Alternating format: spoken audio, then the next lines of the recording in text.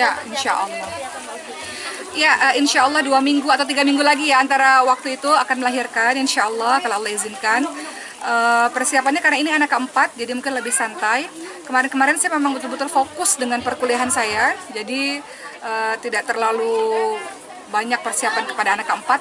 Itu sebabnya kenapa saya cepat-cepat ingin menyelesaikan, karena saya tahu nanti setelah saya melahirkan pasti saya akan fokus pada bayi gitu.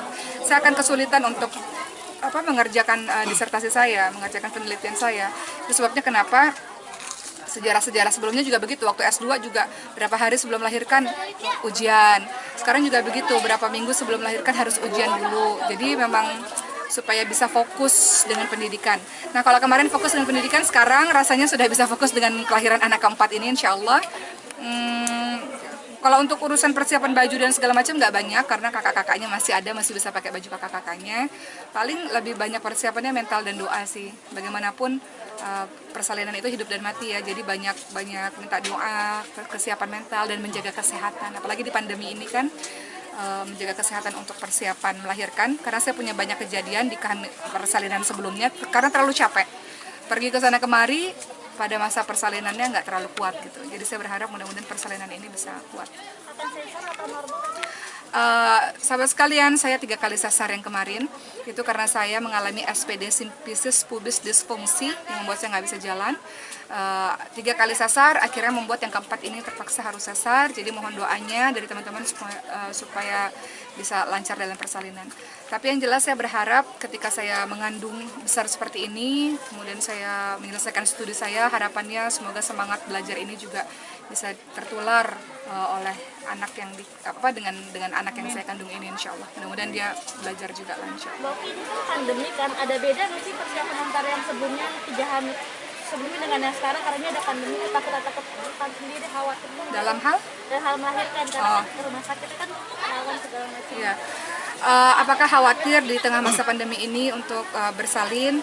Saya tawakal saja teman-teman sekalian. Jadi tentu saja dengan protokol kesehatan ya, maksudnya physical distancing juga dijaga, maksudnya tidak terlalu akrab dengan orang gitu ya, tidak terlalu bebas untuk bersentuhan dan sebagainya.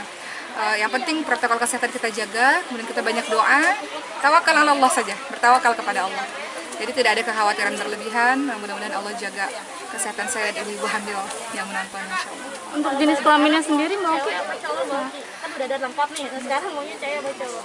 Alhamdulillah dokter mengatakan kemarin itu bayinya laki-laki, jadi mudah-mudahan sepasang ya. Saya sudah punya 2 perempuan, 1 laki-laki, dan yang saya kandung kata dokter laki-laki. Untuk persiapan nama sendiri mungkin? Apa? Nama? Nantilah nama. Nama sudah dipersiapkan, tapi nantilah mungkin berubah-ubah kan, khawatir berubah-ubah.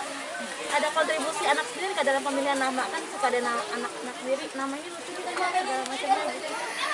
Karena anak saya nama-namanya kan nama-nama tokoh ya, ada Ibrahim, maksudnya Nabi Ibrahim kan, ada Khadijah, ada Maryam, nama-nama tokoh Islam lah. Jadi inginnya memang anak-anak berikutnya nama yang digunakan adalah nama tokoh-tokoh Islam juga. Kita senang dan ngefans dan mengidolakan memang tokoh-tokoh ini, sehingga kita berikan anak-anak kita nama para tokoh-tokoh Islam. Semoga bisa meneladani akhlak dari para beliau-beliau ini. Oke, kalau lihat dari anak-anak kan bisa dibilang jarak dari yang satu ke yang satu relatif dekat ya. Itu nggak gimana? Kenapa ngasih jaraknya yang dekat-dekat gitu loh? Biasanya kan kasih rentang 3-4 tahun dulu gitu kan? Ya, jarak anak-anak tergolong dekat. Sebentar lagi nih anak yang pertama usia 6 tahun, yang kedua usia 5 tahun, yang ketiga usia 3 tahun, dan sekarang insya Allah akan melahirkan anak yang keempat. Usia dekat-dekat, tapi walaupun memang dokter mengatakan harusnya lebih berjarak gitu ya. Kalau berjarak sebenarnya bisa normal sebetulnya. Tapi qadarullah jaraknya dekat-dekat ya sudah, tapi alhamdulillah dokter menenangkan dengan mengatakan alhamdulillahnya karena saya berusia muda. Saya masih berusia 31 tahun pada saat ini, jadi usia muda dan kemudian tidak mengalami perlengkatan. Kemudian semua kondisi baik sampai hari ini alhamdulillah, jadi mudah-mudahan mohon doanya dari teman-teman semua persalinan yang keempat ini juga bisa berjalan dengan baik.